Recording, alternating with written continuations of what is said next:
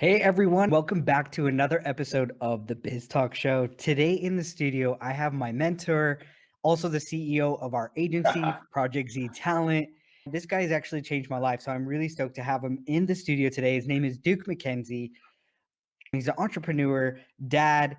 I mean, Duke, you've been in the digital media marketing business for a long time, so I want to dive into that, man. But thank you so much for taking the time today and being a guest on the show. Well, first of all, Kyle, thank you. And I think that I'll pay you $5 for that intro. That was a very generous and a great intro. No, I'm really happy to be here. You've been doing a really good job. All the content that you've been putting out with finding your podcast helpful and stuff like that. I know the clients love it and the people love it. So excited to be here today. And this is my first podcast appearance in a while. Yay, that's awesome. This podcast episode right here is just going to be one of the most valuable ones I put out. And I'm stoked to get started and talk about things. We talk all the time. Me and you are constantly on the phone about different things. And I know that you're passionate about influencer marketing, digital media, and talking about how there's certain dangers of not taking this seriously right now. Mm-hmm. Before we jump into that, talk to me about your background. I know you, but other people might not know you. So you got to tell the people more about you. About my background. Okay, let's get started. Then I do want to hop in on the dangers after that, Yeah. because that is actually one of the things that I do love talking about, because I think that people aren't putting this time in perspective. We always talk about that the future's coming and they talk about all this change in the future tense. And I'm like, no, no, no, the future isn't coming. The future is here. It's here right Right. now, right now, right now. But a little bit about my background. I am an entrepreneur. How I got into the influencer space was basically, I would say about 10 years ago, I started a company and it was a blogging online ad network. And we ended up selling that ad network to Yellow Pages in Canada and AT&T in the US. And one of the things that I did was I decided to invest in some e-commerce companies. And if you want to lose a couple $1,000,000, invest in e-commerce companies, because it's one of those things. E-commerce is one of those businesses where you either need to raise $1 billion or you need Hmm. to raise zero money. I invested in one of those opportunities that were in the middle, right? Where they didn't raise enough capital. And the model of that company, they would aggregate other people's products. It was a female e-commerce company. They'd aggregate TVF dresses and polo dresses and all of that type of stuff and sell them to their consumers. And one of the things that I realized after talking to like Saks Fifth Avenue and everything to try and get an exit for this company was I'm Hmm. like, wait 1 second. All of these companies, so Saks Fifth Avenue, Neiman Marcus, and all of those things, yes, you have better margins than me as a little online marketplace and a little e-commerce store, but your margins aren't 100% better than mine. You might get 10 or 15% better, but you're not 100% better than mine. But let's Hmm. say your margins were 40% better. Even with those margins of 40% better, what would happen is that you're still not making any money. And this was about 10 years ago. And if that prediction has come out, if you've seen all the wreckage and carnage that's gone in the retail industry because the margins are too tight. So Hmm. after I came to that conclusion, I said, well, therefore, I don't believe that this company will ever make any money with a traditional retail model. What are the only things that work in retail? Basically, our own brands. And as great as I think I am, no one's going to buy a brand just because I put my name on it or my face on it or anything like that. That was during the days of Beach Mint and Shoe Mint and whatever. A lot of these like celebrity-driven brands where they would use the celebrity's name and create capsule collections and clothing around it. So I went out, and that was my first time going to LA about 8 years ago or so, and we did capsule collections for a bunch of celebrities. So Nikki Hilton, Paris Hilton, this actress named Shane Mitchell, and the agent was so happy that he said, hey, why don't you do this capsule collection for this YouTuber? Let me just throw it in and we'll go from there. And I kid you not, we launched the collections for everybody. And I kid you not, the YouTuber, I will never forget, it was a capsule collection. Her name was Essie Buttons at the time. I think she Hmm. had 2 million people or something like that. The YouTuber literally sold 10 times more product than all of the other traditional celebrities combined. Right. And it was so dramatic. I remember I have a son and daughter, and they were really young at the time. And I was at their soccer game. And they were just Shopify stores that were launching. And I'm looking at all the pins on the Shopify store. And I'm like, there must be a problem because Essie Button store is selling so much more than all of the others. And I called Shopify and I'm like, is there a problem? And like, no, no, that's what it is. And so what I started doing is I said, okay, I need to go to LA and figure out what's going on. And I went. That's how I discovered YouTubers. That's how I cut my teeth. I started working with influencers in the YouTube space. And I realized when I went there at the time, there was this whole pool of talent, this different creator that were creating like these videos and these mini TV shows and all of that stuff, attracting millions of people. And the infrastructure wasn't there to build and service them. So, co-founded and created a YouTube talent management company that focused on digital YouTube creators, and we had a lot of success with that. The most notable, and the company still does today, managed the largest YouTuber in the world, PewDiePie. And I would say November 2019, one of the big insights that I came across was, I always say it's like I'm watching this movie again because I started seeing the Right. embrace of the short form creator in TikTok, so then I started dedicating my life to TikTok creators. And that's how actually I connected with you. You were actually one of the first people I called because I know that you manage Jade, Yep. right? Your daughter Jade. And she was the first TikToker that I started paying a lot of attention to because she was active on LinkedIn as well. And now that's where I was spending my time. So that's my story. I know you, so we could just jump into a conversation, but most of the people don't know who you are. So I wanted them to Right, give right, more of right. a back end story of who you are and why these topics are so important, but also coming from a validating source. You've been in this, you've seen it, Mhm, you've worked with the largest YouTuber in the world. We're now focusing on TikTok creators and doing that same approach. We see these industry changes, yet people are still not taking it as seriously as they should be, mhm, like mhm, we talk about. So you always mention that there's dangers and consequences to not taking this seriously. I'd love to talk mhm. more about that. What does that mean? I think the biggest danger, I would say almost every business, all businesses right now, is that they are not taking influencer marketing and digital creators as seriously as they should.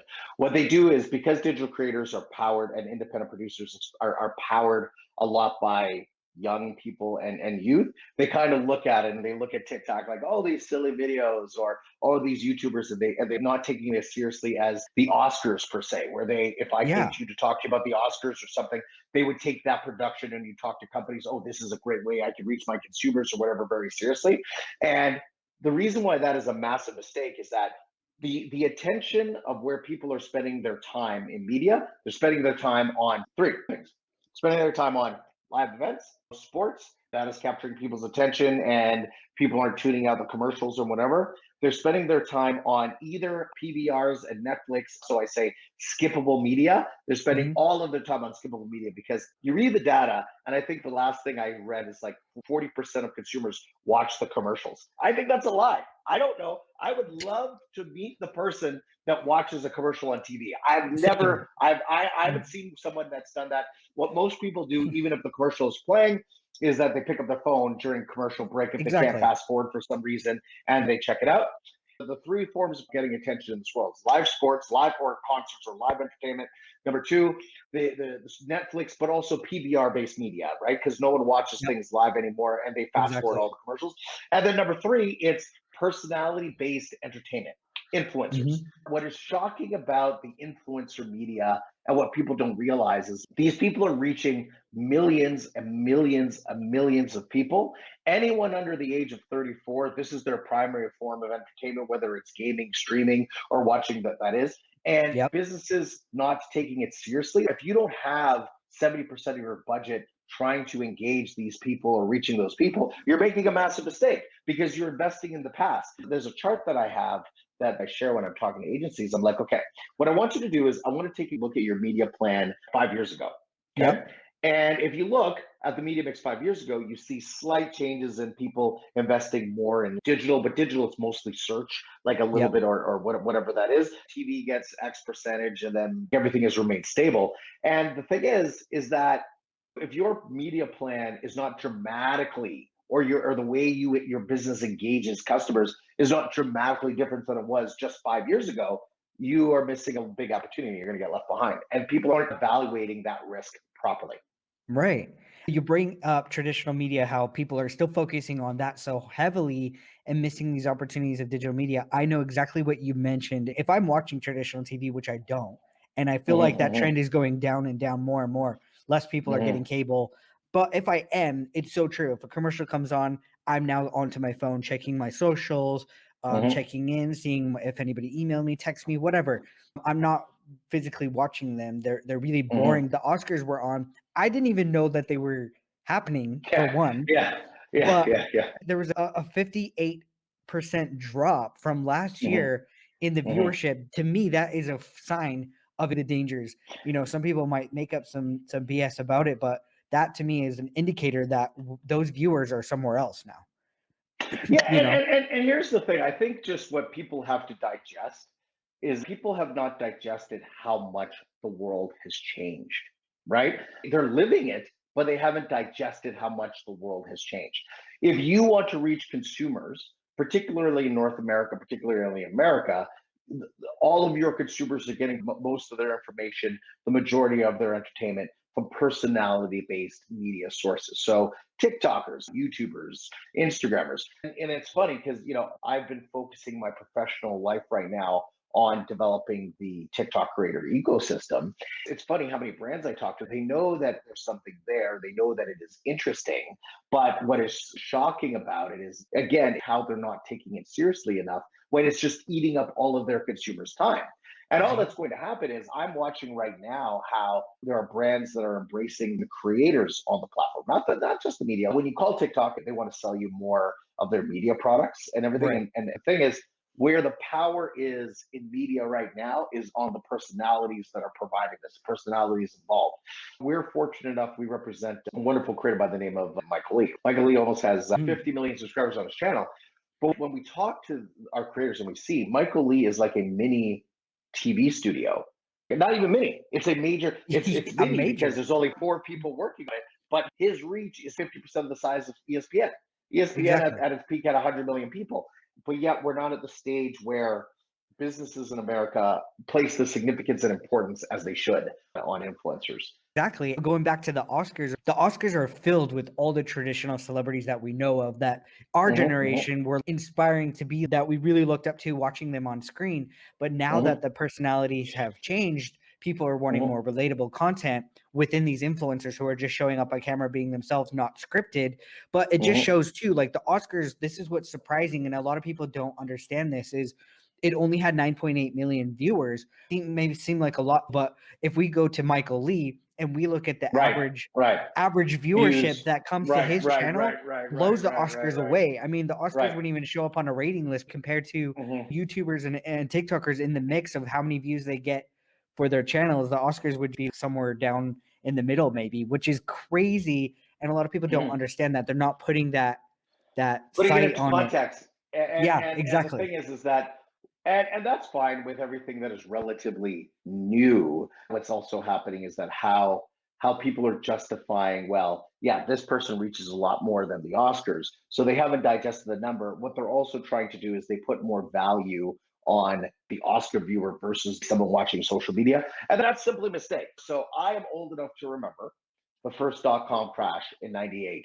I was working at a .com startup at the time. And I remember I went to an airline executive and I offered to give them a online campaign for free. I'm like, okay, yep, the crash and everything. I believe that this online advertising thing is going to work for you. What would happen if I gave you the campaign for free as a test?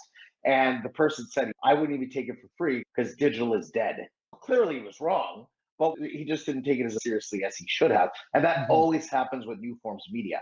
What makes this harder for people to digest how much change has happened, because everything is so segmented now, right? One of the challenges of digital creators is that it's very fragmented.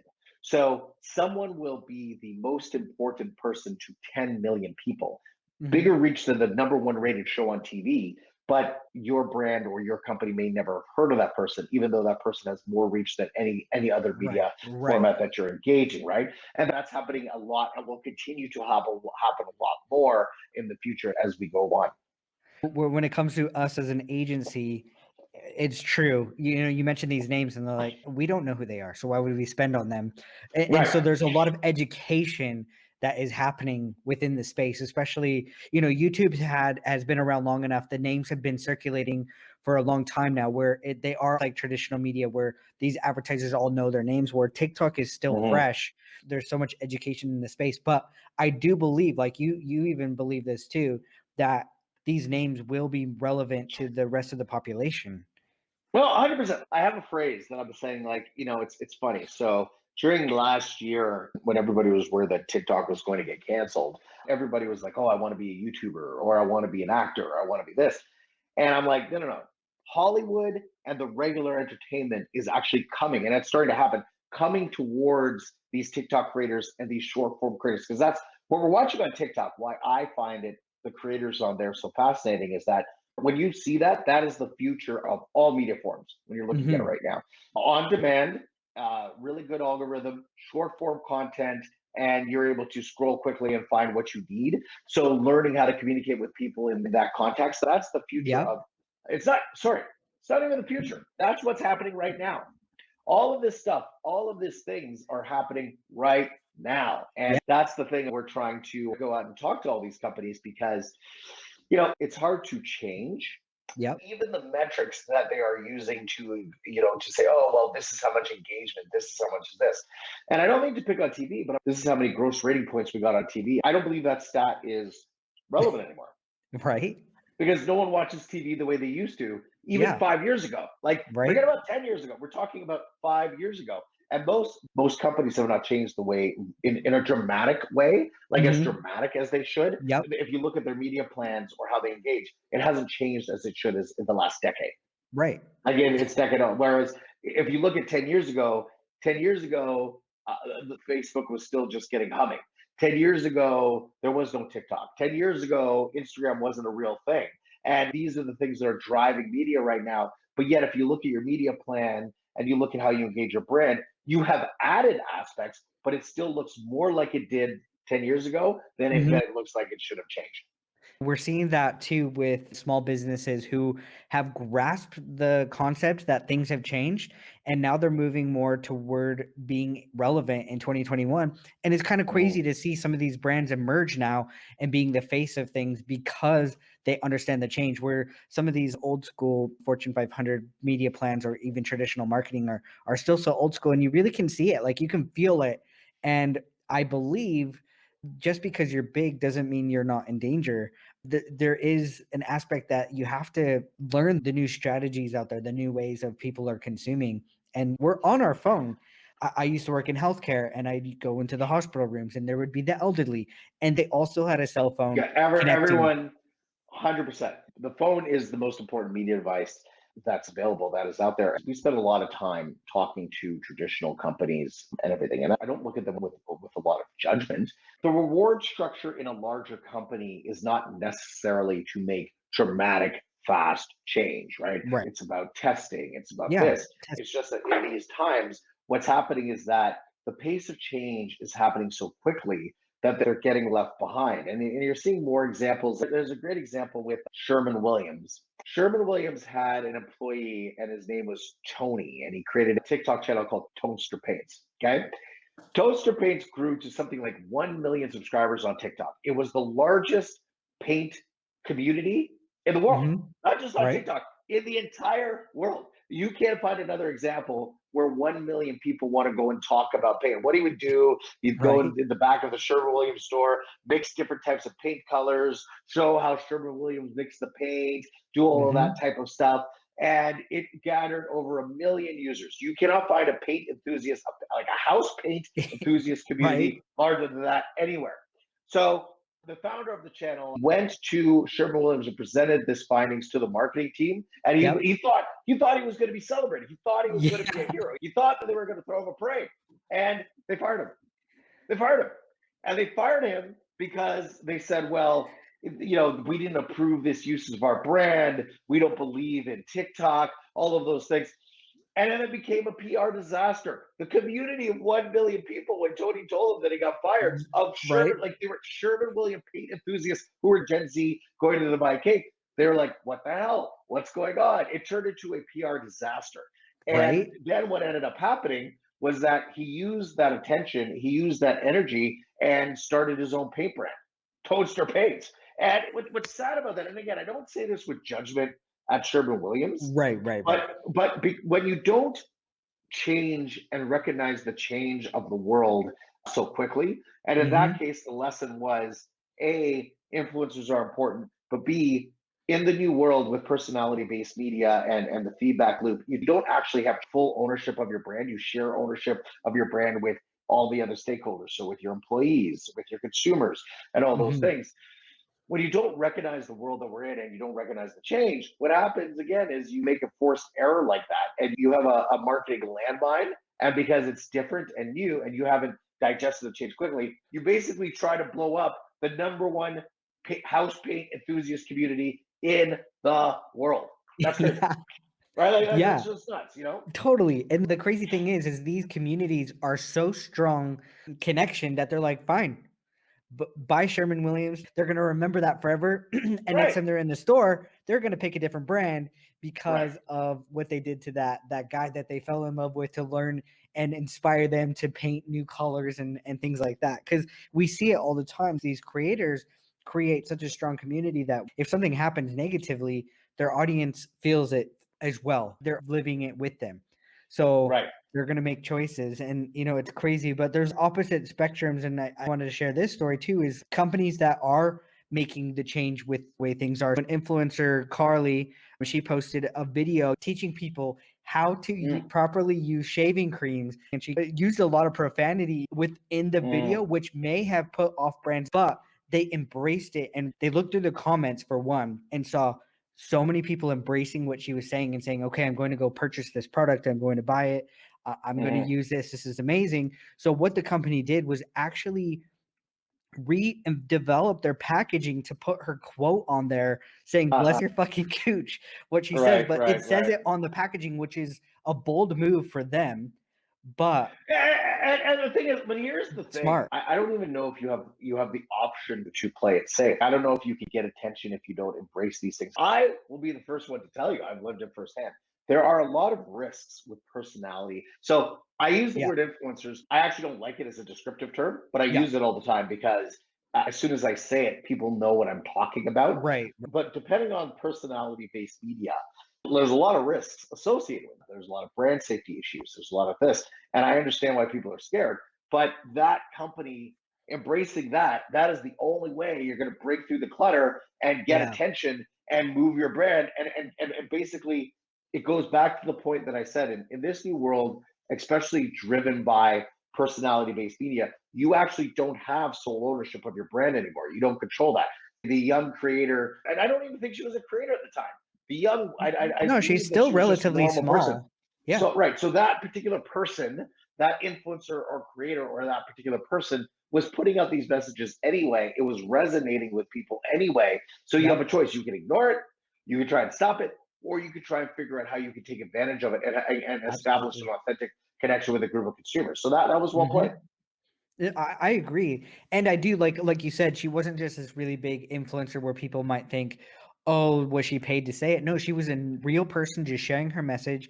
And I think that's what related to a lot of audiences as well. But that's what I mean. Like that piece of content played out more financially for them too than making some traditional piece of advertising that we would have saw. Yeah. So it's just, Well, and the problem with advertising, I have been blessed to have worked with some fantastic creative people, mhm, but everything's so subjective.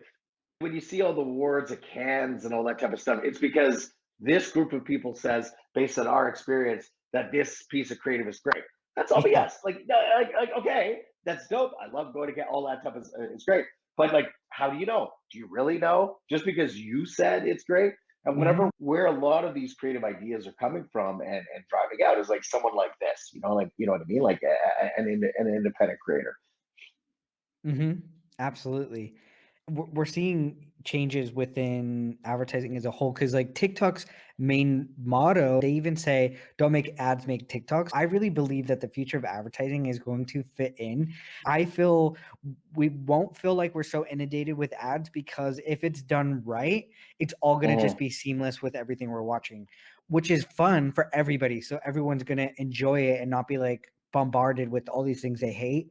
And I think TikTok's mhm, done a really good job with that, is really educating. I recently went mhm. to a TikTok online virtual event, which talked Okay. about marketing for the future. There was businesses all within it, and they were asking questions. It was mostly people looking to purchase advertising within the app. The TikTok people that were conducting it really drove the message of saying, look, if your piece of content looks too traditional, it's not going to get the organic reach that you want because people don't want to see it.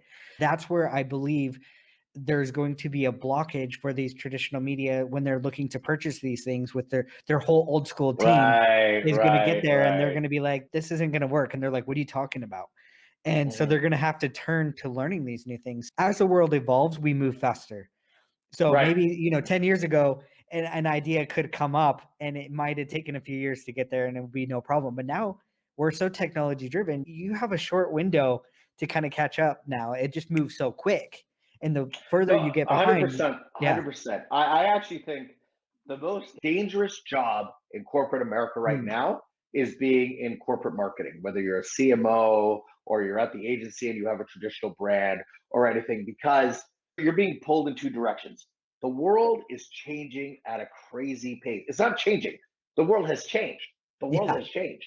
But yet, your bosses and the corporate stakeholders and everything has not caught up to that change, right? So it's really challenging. So then it's sort of like, okay, we have to make ads differently. We have to make this differently. And then what they're doing is like, well, let's measure it to how we did it before. Whereas your consumers don't care. Your consumers don't care. Your consumers are on TikTok and all of those things. So Mhm. that is the way that it has to go. It is crazy because the world has changed so fast. Making someone in traditional marketing, it's the most dangerous job. This is why it's dangerous. If you don't change, what's going to happen is that you're going to get left behind and you're going to get Yep. fired. Every CMO in America, what's going to happen is that in 6 months or 7 months, you do not change your brand rapidly, you're going to get fired. Mhm. If you do change quickly, even if it's working, you're not able to define what the new world of success is quickly, Right. you may get fired, right? Like you Yeah. you might get fired. But I think that the biggest risk is not to act. Again, I don't say with a lot of judgment. I understand that it's not easy, it's hard. I just am telling you that we see the change and people are not digesting the amount of change. And that's what's making the brand marketer or NPR or things like that in the world today the most dangerous job in corporate America right now. Totally. I hear that. Interesting enough too. I talked to my uncle who owns a franchise carpeting company in Mhm. BC. And the thing is the board members and he's on there and they're all old school. The cool thing is my uncle's always been very technology driven. He sees the future. He's like, you guys, we have to get on TikTok. And these old school chairman, those guys are like, what? No way. Like, yeah, they dabble in Facebook. That's it, dabbling, not even like full Right, on. right, They right. still are they're still main source, which I talked to my uncle. I was like, well, where do you market? Like, where's your marketing dollars going to? And he said the paper.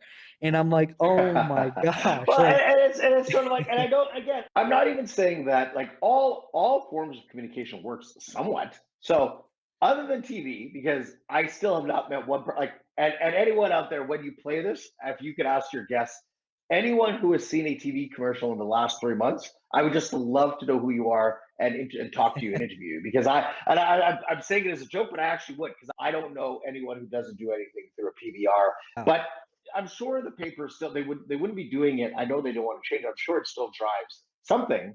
But if you can't see where the world is going and you can't embrace change, all that will happen is that the paper will become increasingly ineffective. And then when it's time for you to pivot to something else, if you're not embracing new things, it will probably be too late for your business. I think I spent a lot of my time sounding the alarm, as in, again, it goes to the thing of, okay, we're talking about the paper, and I'm not condemning you, I'm not judging you, I'm not doing those things, but I do want to tell you that you are underestimating. The world is not changing, it has changed. Yeah. Period. It has changed. The world is not changing, it has changed.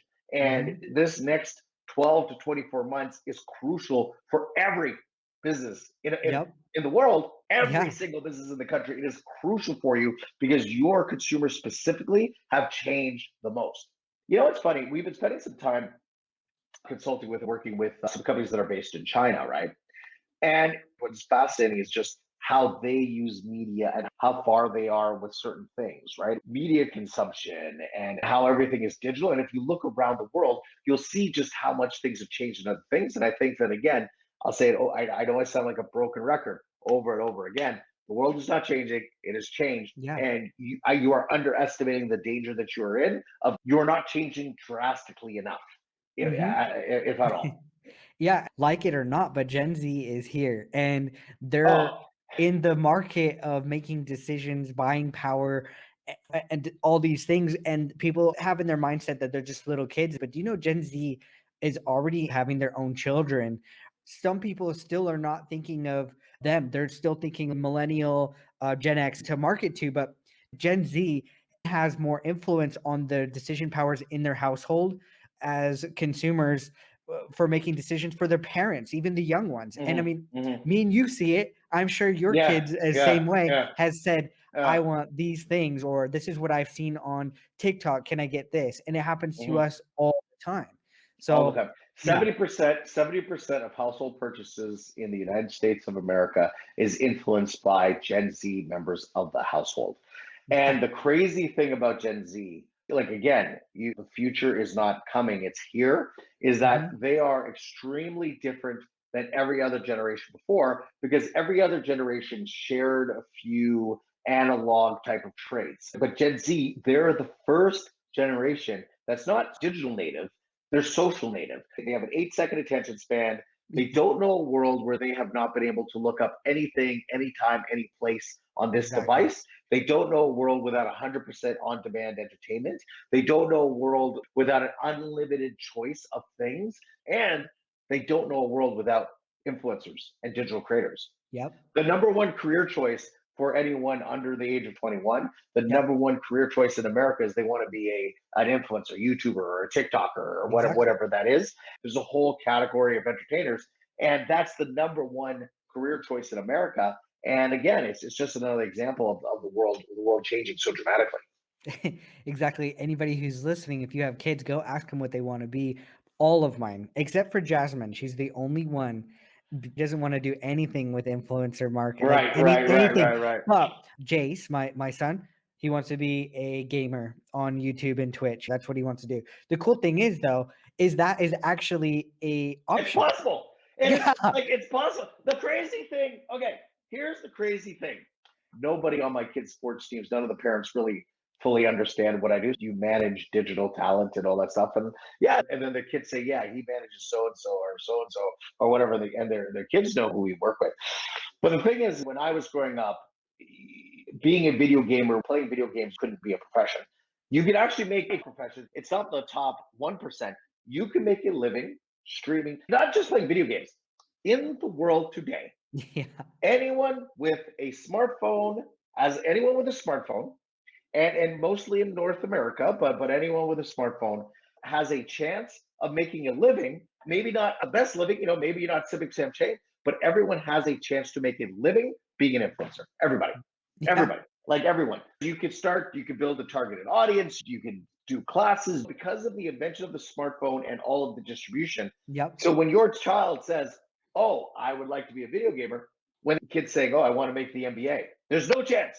Yeah. For most people, there's no chance you're going to make it to the NBA. Yep. There's no chance you're going to make it to the MLB. There's Exactly. no chance you're going to make it to the NFL. None. And NFL, none, none, none, Yeah. none, none. However, anyone who is willing to put in the time, Yep. you can make a living that is Yes. comparable to being a teacher, a firefighter. You can make a decent living, put a roof over your head in this space. Anyone, Yeah. And anybody. it And I'm and it seeing, can I'm happen watching it. right now. Like Right. Like you don't today, have to be today, young. Like today, some of these today. people are like, I missed my chance. You didn't. That's what's so Right. cool. There's a lot of people emerging, even boomers, who have now created a social presence and are teaching the things from back in the day that they wish that they had the opportunity to have a Right. digital, right? Like so cool. Anyone has the opportunity. Doesn't There's not an opportunity necessary for everyone to be, make the millions of dollars and all that stuff. I don't Right. know about that, but I will tell you that everyone has the opportunity to make a living in this space, doing things that you love. So that's Right. why it's a brilliant time. It depends on in the world where you are or whatever. But anyone in this country, if you have a phone, you have an opportunity to make a living doing something that you love. If you're willing to build a community, there's an opportunity. It's not perfect and all those things, but there's definitely opportunity. And the thing is, what I love about it, it's chaotic. It causes a ton of problems. It makes it very hard for business. We have to deal with a bunch of different things. However, I prefer this format because we are living as close to a meritocracy as possible where anyone can get a shot. It's not some Hmm. guy in a room or whatever it is determining, Exactly. well, you get a chance to put out your show. You don't get a chance. You could have a shot of building not millions. Let's say you have a shot of getting a couple thousand people. You could turn that in. Maybe you do a course. Maybe you Yep. do this. Maybe you do that. Exactly. Everyone's got a shot. And this is a fantastic time for that because that's never happened before in human history. So this is Hmm. a fantastic time. Like it's full of opportunity. This is exactly the same thing as these shows, like let's say American Idol or things. Most of the people that are on these American Idol or The Voices, I don't even hear of them. But who I do hear of are the people being found on TikTok and making it to the top Right. Billboard charts. Right. Right. No, And hundred nobody percent. was telling them who could make it or not. Like nobody was sitting Right. there saying, "You're not good enough for Hollywood." Right. That And that's what's turning everything upside down. And again, it causes a lot of problems, but I kind of love it because there's no gatekeepers now. There's negatives to that and there are positives to that. But right now the gatekeepers have lost power and they're continuing to lose more and more power. And they will Mhm. continue to lose more and more power. Well, the people choose. The people decide. Yeah. Yeah. And that's where we're going. Yep. I agree. And the people like it because they have the choice to choose. Whereas 100% choice. before, And again, it goes back to being a CMO is the most dangerous job in corporate America right now because you're going to get fired.